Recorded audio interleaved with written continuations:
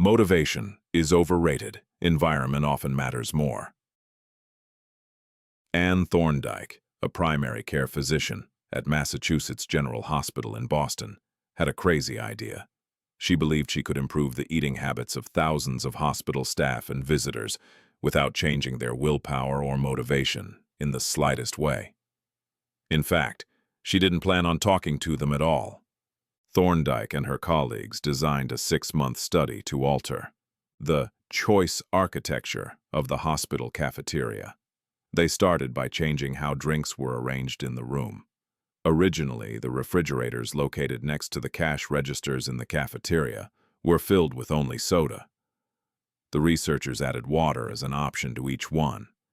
Additionally, they placed baskets of bottled water next to the food stations throughout the room. Soda was still in the primary refrigerators, but water was now available at all drink locations. Over the next 3 months, the number of soda sales at the hospital dropped by 11.4%. Meanwhile, sales of bottled water increased by 25.8%. They made similar adjustments and saw similar results with the food in the cafeteria. Nobody had said a word to anyone eating there. Before. After. People often choose products not because of what they are, but because of where they are. If I walk into the kitchen and see a plate of cookies on the counter, I'll pick up half a dozen and start eating, even if I hadn't been thinking about them beforehand and didn't necessarily feel hungry. If the communal table at the office is always filled with donuts and bagels, it's going to be hard not to grab one every now and then. Your habits change depending on the room you're in and the cues in front of you. Environment is the invisible hand that shapes human behavior. Despite our unique personalities, certain behaviors tend to arise again and again under certain environmental conditions. In church, people tend to talk in whispers. On a dark street, people act wary and guarded. In this way, the most common form of change is not internal but external. We are changed by the world around us. Every habit is context-dependent. In 1936, psychologist Kurt Lewin wrote a simple equation that makes a powerful statement. Behavior is a function of the person in their environment, or B equals F, PE. It didn't take long for Lewin's equation to be tested in business. In 1952, the economist Hawkins Stern described a phenomenon he called suggestion impulse buying, which is triggered when a shopper sees a product for the first time and visualizes a need for it. In other words, customers will occasionally buy products not because they want them, but because of how they are presented to them. For example, items at eye level tend to be purchased more than those down near the floor. For this reason, you'll find expensive brand names featured in easy-to-reach locations on store shelves because they drive the most profit, while cheaper alternatives are tucked away in harder-to-reach spots. The same goes for end caps, which are the units at the end of aisles. End caps are money-making machines for retailers because they are obvious locations that encounter a lot of foot traffic. For example, 45% of Coca-Cola sales come specifically from end-of-the-aisle racks. The more obviously available a product or service is, the more likely you are to try it. People drink Bud Light because it is in every bar and visit Starbucks because it is on every corner. We like to think that we are in control. If we choose water over soda, we assume it is because we wanted to do so. The truth, however, is that many of the actions we take each day are shaped not by purposeful drive and choice, but by the most obvious option. Every living being has its own methods for sensing and understanding the world. Eagles have remarkable long-distance vision. Snakes can smell by tasting the air with their highly sensitive tongues. Sharks can detect small amounts of electricity and vibrations in the water caused by nearby fish. Even bacteria have chemoreceptors, tiny sensory cells that allow them to detect toxic chemicals in their environment. In humans, perception is directed by the sensory nervous system. We perceive the world through sight, sound, smell, touch, and taste, but we also have other ways of sensing stimuli. Some are conscious, but many are non-conscious. For instance, you can notice when the temperature drops before a storm, or when the pain in your gut rises during a stomachache, or when you fall off balance while walking on rocky ground. Receptors in your body pick up on a wide range of internal stimuli, such as the amount of salt in your blood or the need to drink when thirsty. The most powerful of all human sensory abilities, however, is vision. The human body has about 11 million sensory receptors. Approximately 10 million of those are dedicated to sight. Some experts estimate that half of the brain's resources are used on vision. Given that we are more dependent on vision than on any other sense, it should come as no surprise that visual cues are the greatest catalyst of our behavior. For this reason, a small change in what you see can lead to a big shift in what you do. As a result, you can imagine how important it is to live and work in environments that are filled with productive cues and devoid of unproductive ones. Thankfully, there is good news in this respect. You don't have to be the victim of your environment. You can also be the architect of it. How to design your environment for success. During the energy crisis and oil embargo of the 1970s, Dutch researchers began to pay close attention to the country's energy usage. In one suburb near Amsterdam, they found that some homeowners used 30% less energy than their neighbors, despite the homes being of similar size and getting electricity for the same price. It turned out the houses in this neighborhood were nearly identical, except for one feature, the location of the electrical meter. Some had one in the basement, others had the electrical meter upstairs in the main hallway. As you may guess, the homes with the meters located in the main hallway used less electricity. When their energy use was obvious and easy to track, people changed their behavior. Every habit is initiated by a cue, and we are more likely to notice cues that stand out. Unfortunately, the environments where we live and work often make it easy not to do certain actions because there is no obvious cue to trigger the behavior. It's easy not to practice the guitar when it's tucked away in the closet. It's easy not to read a book when the bookshelf is in the corner of the guest room. It's easy not to take your vitamins when they are out of sight in the pantry. When the cues that spark a habit are subtle or hidden, they are easy to ignore. By comparison, creating obvious visual cues can draw your attention toward a desired habit. In the early 1990s, the cleaning staff at Schiphol Airport in Amsterdam installed a small sticker that looked like a fly near the center of each urinal. Apparently, when men stepped up to the urinals, they aimed for what they thought was a bug. The stickers improved their aim and significantly reduced spillage around the urinals. Further analysis determined that the stickers cut bathroom cleaning costs by 8% per year. I've experienced the power of obvious cues in my own life. I used to buy apples from the store, put them in the crisper in the bottom of the refrigerator, and forget all about them. By the time I remembered, the apples would have gone bad. I never saw them, so I never ate them. Eventually, I took my own advice and redesigned my environment. I bought a large display bowl and placed it in the middle of the kitchen counter. The next time I bought apples, that was where they went, out in the open where I could see them. Almost like magic, I began eating a few apples each day simply because they were obvious rather than out of sight. Here are a few ways you can redesign your environment and make the cues for your preferred habits more obvious. If you want to remember to take your medication each night, put your pill bottle directly next to the faucet on the bathroom counter. If you want to practice guitar more frequently, place your guitar stand in the middle of the living room. If you want to remember to send more thank you notes, keep a stack of stationery on your desk. If you want to drink more water, fill up a few water bottles each morning and place them in common locations around the house. If you want to make a habit a big part of your life, make the cue a big part of your environment. The most persistent behaviors usually have multiple cues. Consider how many different ways a smoker could be prompted to pull out a cigarette, driving in the car, seeing a friend smoke, feeling stressed at work, and so on. The same strategy can be employed for good habits. By sprinkling triggers throughout your surroundings, you increase the odds that you'll think about your habit throughout the day. Make sure the best choice is the most obvious one. Making a better decision is easy and natural when the cues for good habits are right in front of you. Environment design is powerful, not only because it influences how we engage with the world, but also because we rarely do it. Most people live in a world others have created for them. But you can alter the spaces where you live and work to increase your exposure to positive cues and reduce your exposure to negative ones. Environment design allows you to take back control and become the architect of your life. Be the designer of your world and not merely the consumer of it. The context is the cue. The cues that trigger a habit can start out very specific, but over time your habits become associated, not with a single trigger, but with the entire context surrounding the behavior. For example, many people drink more in social situations than they would ever drink alone. The trigger is rarely a single cue, but rather the whole situation.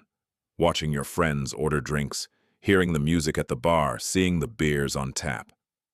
We mentally assign our habits to the locations in which they occur, the home, the office, the gym. Each location develops a connection to certain habits and routines. You establish a particular relationship with the objects on your desk, the items on your kitchen counter, the things in your bedroom. Our behavior is not defined by the objects in the environment, but by our relationship to them. In fact, this is a useful way to think about the influence of the environment on your behavior. Stop thinking about your environment as filled with objects. Start thinking about it as filled with relationships. Think in terms of how you interact with the spaces around you. For one person, her couch is the place where she reads for an hour each night. For someone else, the couch is where he watches television and eats a bowl of ice cream after work. Different people can have different memories, and thus different habits associated with the same place. The good news: you can train yourself to link a particular habit with a particular context. In one study, scientists instructed insomniacs to get into bed only when they were tired. If they couldn't fall asleep, they were told to sit in a different room until they became sleepy. Over time, subjects began to associate the context of their bed with the action of sleeping, and it became easier to quickly fall asleep when they climbed in bed. Their brains learned that sleeping, not browsing on their phones, not watching television, not staring at the clock, was the only action that happened in that room. The power of context also reveals an important strategy. Habits can be easier to change in a new environment. It helps to escape the subtle triggers and cues that nudge you toward your current habits. Go to a new place, a different coffee shop, a bench in the park, a corner of your room you seldom use, and create a new routine there. It is easier to associate a new habit with a new context than to build a new habit in the face of competing cues. It can be difficult to go to bed early if you watch television in your bedroom each night. It can be hard to study in the living room without getting distracted if that's where you always play video games. But when you step outside your normal environment, you leave your behavioral biases behind. You aren't battling old environmental cues, which allows new habits to form without interruption. Want to think more creatively? Move to a bigger room, a rooftop patio, or a building with expansive architecture. Take a break from the space where you do your daily work, which is also linked to your current thought patterns. Trying to eat healthier, it is likely that you shop on autopilot at your regular supermarket. Try a new grocery store. You may find it easier to avoid unhealthy food when your brain doesn't automatically know where it is located in the store. When you can't manage to get to an entirely new environment, redefine or rearrange your current one. Create a separate space for work, study, exercise, entertainment, and cooking. The mantra I find useful is one space, one use. When I started my career as an entrepreneur, I would often work from my couch or at the kitchen table. In the evenings, I found it very difficult to stop working. There was no clear division between the end of work time and the beginning of personal time. Was the kitchen table my office, or the space where I ate meals? Was the couch where I relaxed, or where I sent emails? Everything happened in the same place. A few years later, I could finally afford to move to a home with a separate room for my office. Suddenly, work was something that happened in here, and personal life was something that happened out there. It was easier for me to turn off the professional side of my brain when there was a clear dividing line between work life and home life. Each room had one primary use. The kitchen was for cooking. The office was for working.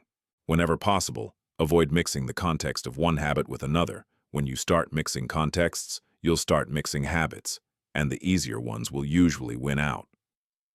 This is one reason why the versatility of modern technology is both a strength and a weakness. You can use your phone for all sorts of tasks, which makes it a powerful device. But when you can use your phone to do nearly anything, it becomes hard to associate it with one task. You want to be productive, but you're also conditioned to browse social media, check email, and play video games whenever you open your phone. It's a mishmash of cues. You may be thinking, you don't understand. I live in New York City. My apartment is the size of a smartphone. I need each room to play multiple roles. Fair enough. If your space is limited, divide your room into activity zones. A chair for reading, a desk for writing, a table for eating. You can do the same with your digital spaces. I know a writer who uses his computer only for writing, his tablet only for reading, and his phone only for social media and texting. Every habit should have a home. If you can manage to stick with this strategy, each context will become associated with a particular habit and mode of thought. Habits thrive under predictable circumstances like these.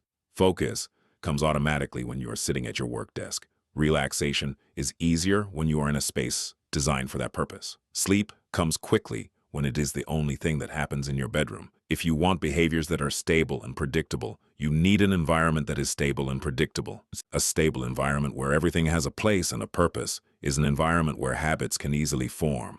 Chapter Summary. Small changes in context can lead to large changes in behavior over time. Every habit is initiated by a cue. We are more likely to notice cues that stand out. Make the cues of good habits obvious in your environment. Gradually, your habits become associated not with a single trigger, but with the entire context surrounding the behavior. The context becomes the cue. It is easier to build new habits in a new environment because you are not fighting against old cues. The secret to self-control. 1.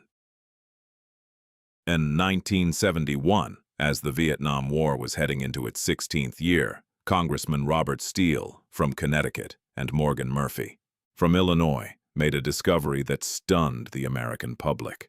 While visiting the troops, they had learned that over 15% of U.S. soldiers stationed there were heroin addicts.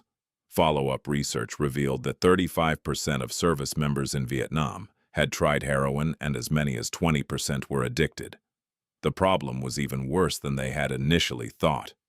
The discovery led to a flurry of activity in Washington, including the creation of the Special Action Office of Drug Abuse Prevention under President Nixon to promote prevention and rehabilitation and to track addicted service members when they returned home. Lee Robbins was one of the researchers in charge. In a finding that completely upended the accepted beliefs about addiction, Robbins found that when soldiers who had been heroin users returned home, only 5% of them became re-addicted within a year and just 12% relapsed within 3 years. In other words, approximately 9 out of 10 soldiers who used heroin in Vietnam eliminated their addiction nearly overnight.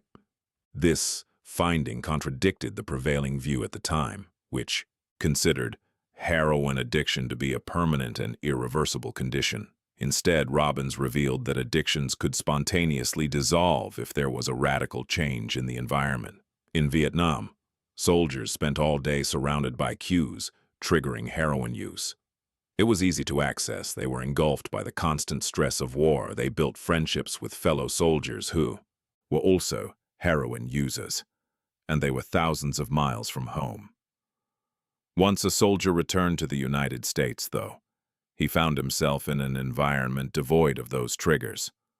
When the context changed, so did the habit. Compare this situation to that of a typical drug user. Someone becomes addicted at home or with friends, goes to a clinic to get clean, which is devoid of all the environmental stimuli that prompt their habit, then returns to their old neighborhood with all of their previous cues that caused them to get addicted in the first place. It's no wonder that usually you see numbers that are the exact opposite of those in the Vietnam study.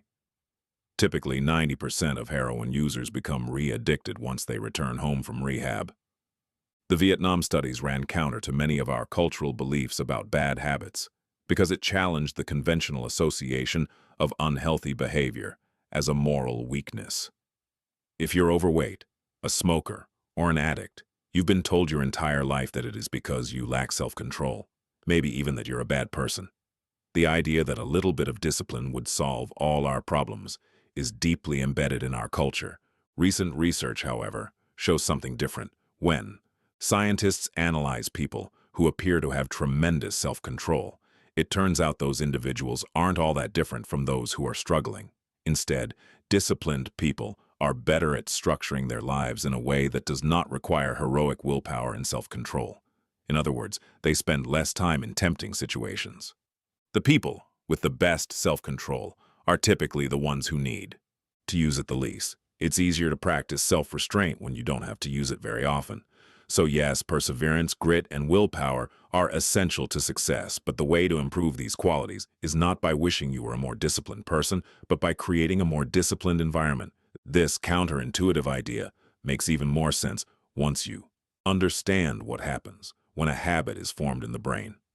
A habit that has been encoded in the mind is ready to be used whenever the relevant situation arises. When Patty Olwell, a therapist from Austin, Texas, started smoking, she would often light up while riding horses with a friend. Eventually, she quit smoking and avoided it for years. She had also stopped riding. Decades later, she hopped on a horse again and found herself craving a cigarette for the first time in forever. The cues were still internalized. She just hadn't been exposed to them in a long time. Once a habit has been encoded, the urge to act follows whenever the environmental cues reappear. This is one reason behavior change techniques can backfire. Shaming obese people with weight loss presentations can make them feel stressed, and as a result, many people return to their favorite coping strategy: overeating. Showing pictures of blackened lungs to smokers leads to higher levels of anxiety, which drives many people to reach for a cigarette. If you're not careful about cues, you can cause the very behavior you want to stop. Bad habits are autocatalytic. The process feeds itself. They foster the feelings that they try to numb. You feel bad, so you eat junk food. Because you eat junk food, you feel bad. Watching television makes you feel sluggish, so you watch more television because you don't have the energy to do anything else.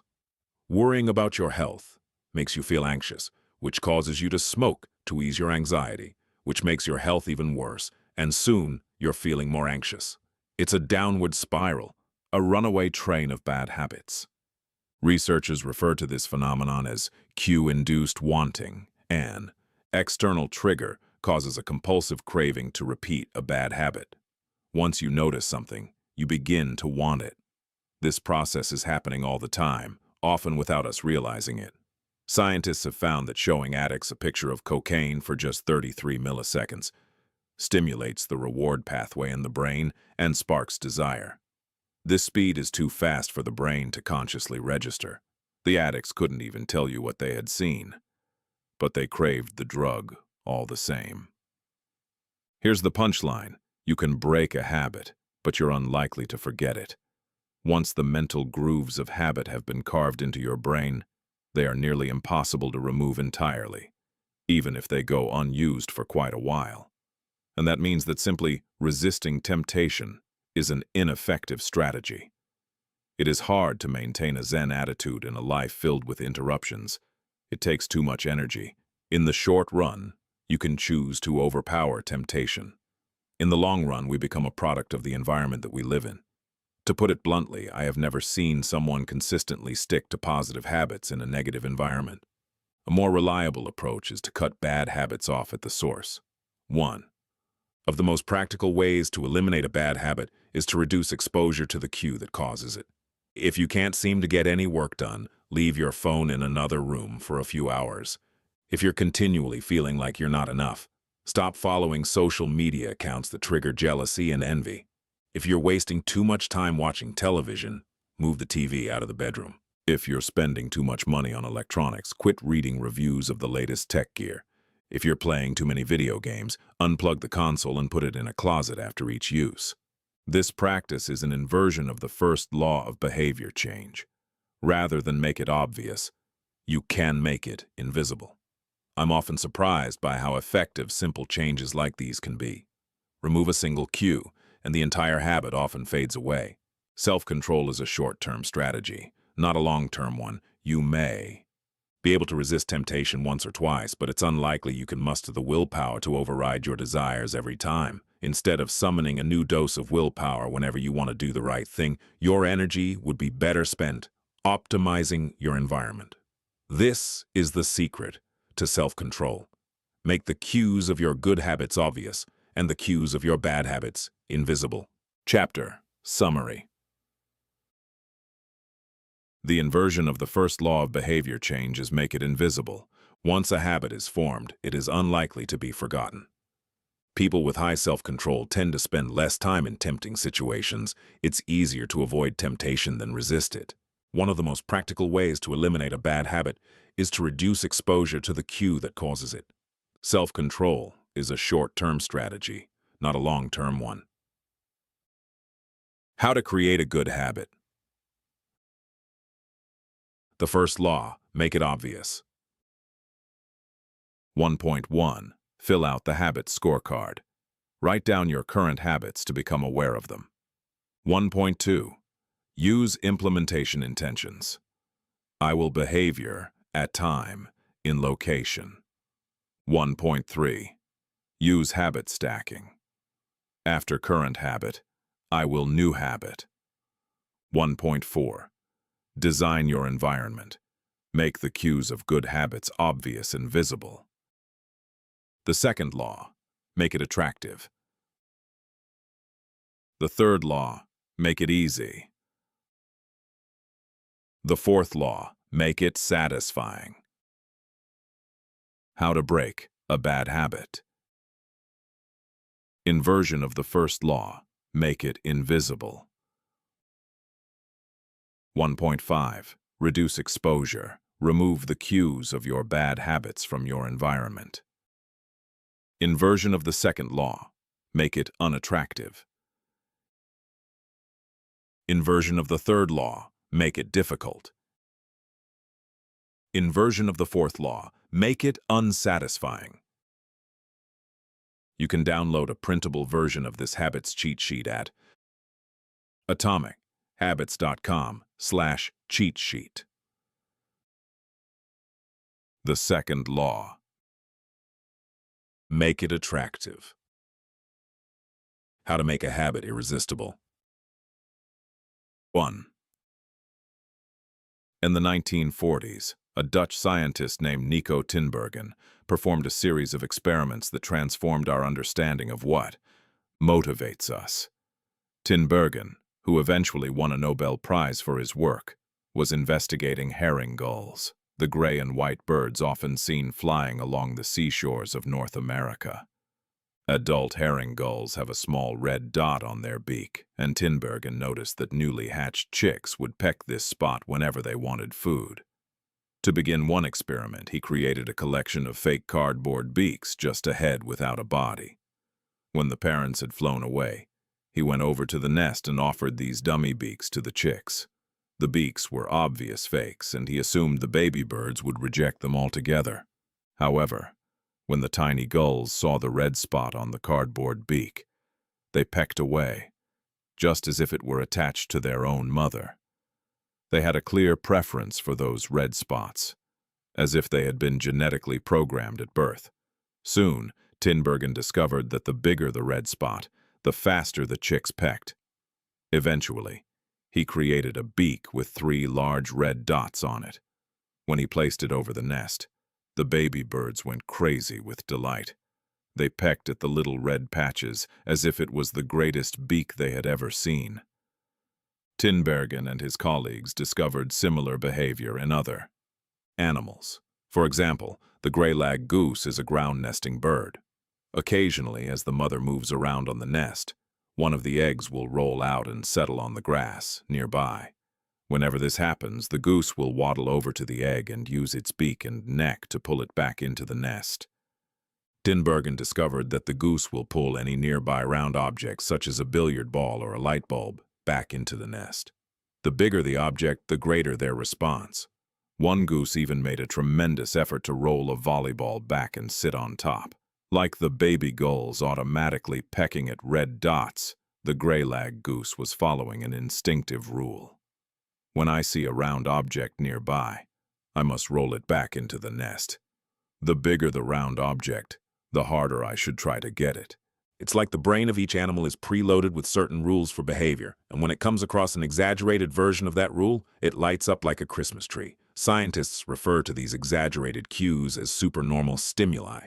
A supernormal stimulus is a heightened version of reality, like a beak with 3 red dots or an egg the size of a volleyball, and it elicits a stronger response than usual. Humans are also prone to fall for exaggerated versions of reality. Junk food, for example, drives our reward systems into a frenzy. After spending hundreds of thousands of years hunting and foraging for food in the wild, the human brain has evolved to place a high value on salt, sugar, and fat. Such foods are often calorie-dense, and they were quite rare when our ancient ancestors were roaming the savannah. When you don't know where your next meal is coming from, eating as much as possible is an excellent strategy for survival. Today, however, we live in a calorie-rich environment. Food is abundant, but your brain continues to crave it like it is scarce. Placing a high value on salt, sugar, and fat is no longer advantageous to our health. But the craving persists because the brain's reward centers have not changed for approximately 50,000 years.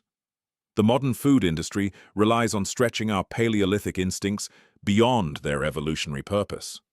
A primary goal of food science is to create products that are more attractive to consumers. Nearly every food in a bag, box, or jar has been enhanced in some way, if only with additional flavoring. Companies spend millions of dollars to discover the most satisfying level of crunch in a potato chip or the perfect amount of fizz in a soda. Entire departments are dedicated to optimizing how a product feels in your mouth, a quality known as oral sensation. French fries, for example, are a potent combination, golden brown and crunchy on the outside, light and smooth on the inside. Other processed foods enhance dynamic contrast, which refers to items with a combination of sensations like crunchy and creamy. Imagine the gooiness of melted cheese on top of a crispy pizza crust, or the crunch of an Oreo cookie combined with its smooth center. With natural, unprocessed foods, you tend to experience the same sensations over and over. How's that 17th bite of kale taste? After a few minutes, your brain loses interest and you begin to feel full. But foods that are high in dynamic contrast keep the experience novel and interesting, encouraging you to eat more.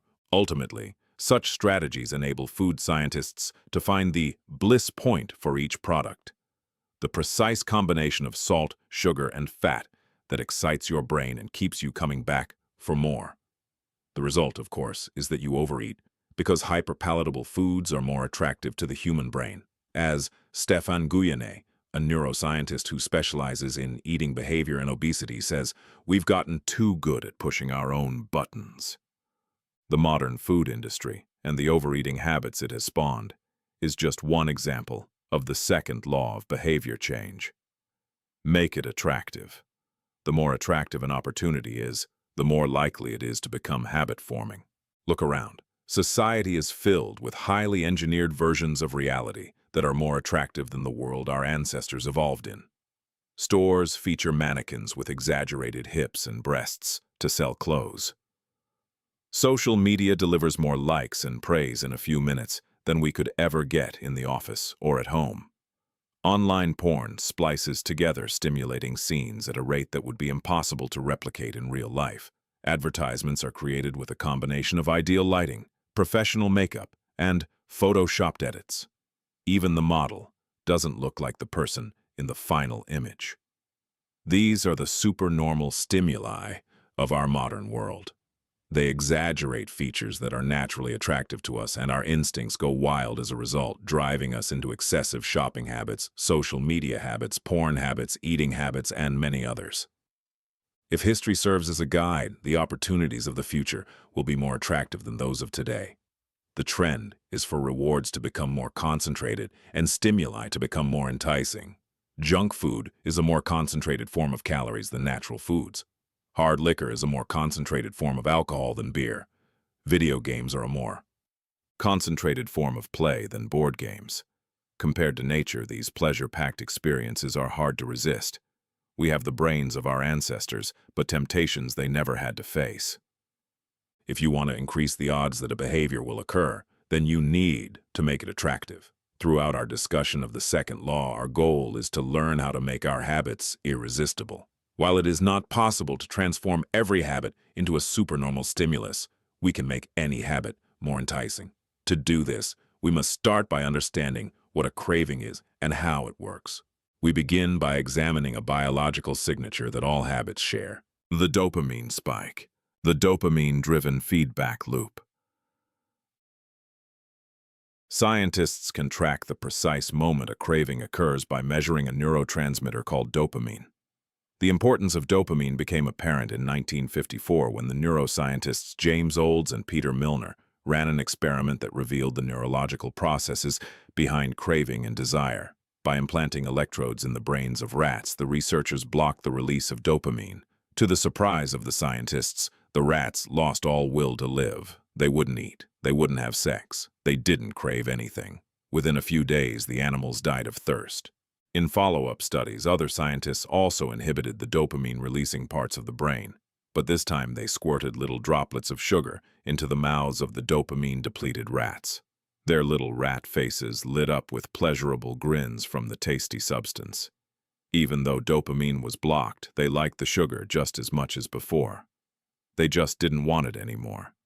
The ability to experience pleasure remained, but without dopamine, desire died. And without desire, action stopped. When other researchers reversed this process and flooded the reward system of the brain with dopamine, animals performed habits at breakneck speed. In one study, mice received a powerful hit of dopamine each time they poked their nose in a box. Within minutes, the mice developed a craving so strong they began poking their nose into the box 800 times per hour. Humans are not so. Different. The average slot machine player will spin the wheel 600 times per hour. Habits are a dopamine-driven feedback loop. Every behavior, that is. Highly habit-forming, taking drugs, eating junk food, playing video games, browsing social media, is associated with higher levels of dopamine. The same can be said for our most basic habitual behaviors like eating food, drinking water, having sex, and interacting socially. For years, scientists assumed dopamine was all about pleasure, but now we know it plays a central role in many neurological processes, including motivation, learning and memory, punishment and aversion, and voluntary movement. When it comes to habits, the key takeaway is this. Dopamine is released not only when you experience pleasure, but also when you anticipate it. Gambling addicts have a dopamine spike right before they place a bet, not after they win. Cocaine addicts get a surge of dopamine when they see the powder, not after they take it. Whenever you predict that an opportunity will be rewarding, your levels of dopamine spike in anticipation. And whenever dopamine rises, so does your motivation to act. It is the anticipation of a reward, not the fulfillment of it, that gets us to take action. Interestingly, the reward system that is activated in the brain when you receive a reward is the same system that is activated when you anticipate a reward. This is one reason the anticipation of an experience can often feel better than the attainment of it. As a child, thinking about Christmas morning can be better than opening the gifts. As an adult, daydreaming about an upcoming vacation can be more enjoyable than actually being on vacation. Scientists refer to this as the difference between wanting and liking. The dopamine spike. Your brain has far more neural circuitry allocated for wanting rewards than for liking them. The wanting centers in the brain are large: the brain stem, the nucleus accumbens, the ventral tegmental area, the dorsal striatum, the amygdala, and portions of the prefrontal cortex. By comparison, the liking centers of the brain are much smaller. They are often referred to as hedonic hotspots and are distributed like tiny islands throughout the brain. For instance, researchers have found that 100% of the nucleus accumbens is activated during wanting. Meanwhile, only 10% of the structure is activated during liking. The fact that the brain allocates so much precious space to the regions responsible for craving and desire provides further evidence of the crucial role these processes play. Desire is the engine that drives behavior, Every action is taken because of the anticipation that precedes it. It is the craving that leads to the response. These insights reveal the importance of the second law of behavior. Change.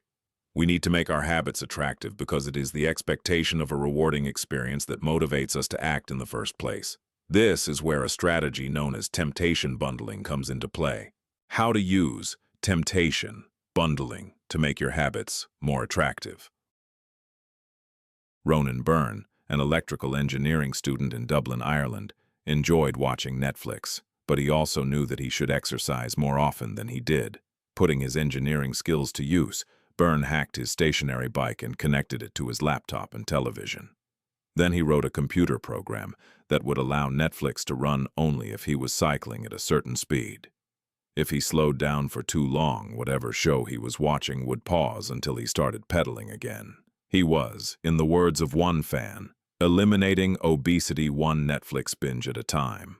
He was also employing temptation bundling to make his exercise habit more attractive. Temptation bundling works by linking an action you want to do with an action you need to do.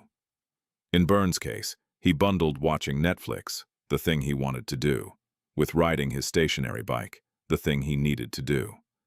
Businesses are masters at temptation bundling. For instance, when the American Broadcasting Company, more commonly known as ABC, launched its Thursday night television lineup for the 2014-2015 season, they promoted temptation bundling on a massive scale. Every Thursday, the company would air 3 shows created by screenwriter Shonda Rhimes, Grey's Anatomy, Scandal, and How to Get Away with Murder. They branded it as TGIT on ABC. TGIT stands for Thank God It's Thursday. In addition to promoting the shows, ABC encouraged viewers to make popcorn, drink red wine, and enjoy the evening. Andrew Kubitz, head of scheduling for ABC, described the idea. Behind the campaign, we see Thursday night as a viewership opportunity with either couples or women by themselves who want to sit down and escape and have fun and drink their red wine and have some popcorn. The brilliance of this strategy is that ABC was associating the thing they needed viewers to do, watch their shows, with activities their viewers already wanted to do: relax, drink wine, and eat popcorn. Over time, people began to connect, watching ABC, with feeling relaxed and entertained. If you drink red wine and eat popcorn at 8 p.m. every Thursday, then eventually 8 p.m. on Thursday means relaxation and entertainment. The reward gets associated with the cue, and the habit of turning on the television becomes more attractive. You're more likely to find a behavior attractive if you get to do one of your favorite things at the same time. Perhaps you want to hear about the latest celebrity gossip, but you need to get in shape. Using temptation bundling, you could only read the tabloids and watch reality shows at the gym. Maybe you want to get a pedicure, but you need to clean out your email inbox. Solution: only get a pedicure while processing overdue work emails. Temptation bundling is one way to apply a psychology theory known as Premack's principle. Named after the work of Professor David Premack, the principle states that more probable behaviors will reinforce less probable behaviors. In other words, even if you don't really want to process overdue work emails, you'll become conditioned to do it if it means you get to do something you really want to do along the way.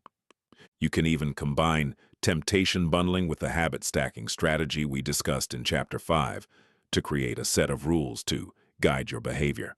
The habit stacking plus temptation bundling formula is 1. After current habit, I will habit I need. 2. After habit I need, I will habit I want. If you want to read the news, but you need to express more. Gratitude. 1. After I get my morning coffee, I will say one thing I'm grateful for that happened yesterday. Need. 2. After I say one thing I'm grateful for, I will read the news. 1. If you want to watch sports, but you need to make sales calls. 1. After I get back from my lunch break, I will call 3 potential clients. Need. 2. After I call 3 potential clients, I will check ESPN. Want. If you want to check Facebook, but you need to exercise more. 1. After I pull out my phone, I will do 10 burpees. Need. 2. After I do 10 burpees, I will check Facebook. Want. The hope is that eventually you'll look forward to calling 3 clients or doing 10 burpees because it means you get to read the latest sports news or check Facebook. Doing the thing you need to do means you get to do the thing you want to do. We began this chapter by discussing supernormal stimuli, which are heightened versions of reality that increase our desire to take action. Temptation bundling is one way to create a heightened version of any habit by connecting it with something you already want. Engineering. A truly irresistible habit is a hard task, but this simple strategy can be employed to make nearly any habit more attractive than it would be otherwise. Chapter summary. The second law of behavior change is make it attractive. The more attractive an opportunity is, the more likely it is to become habit-forming. Habits are a dopamine-driven feedback loop. When dopamine rises, so does our motivation to act. It is the anticipation of a reward, not the fulfillment of it, that gets us to take action. The greater the anticipation, the greater the dopamine spike. Temptation bundling is one way to make your habits more attractive. The strategy is to pair an action you want to do with an action you need to do.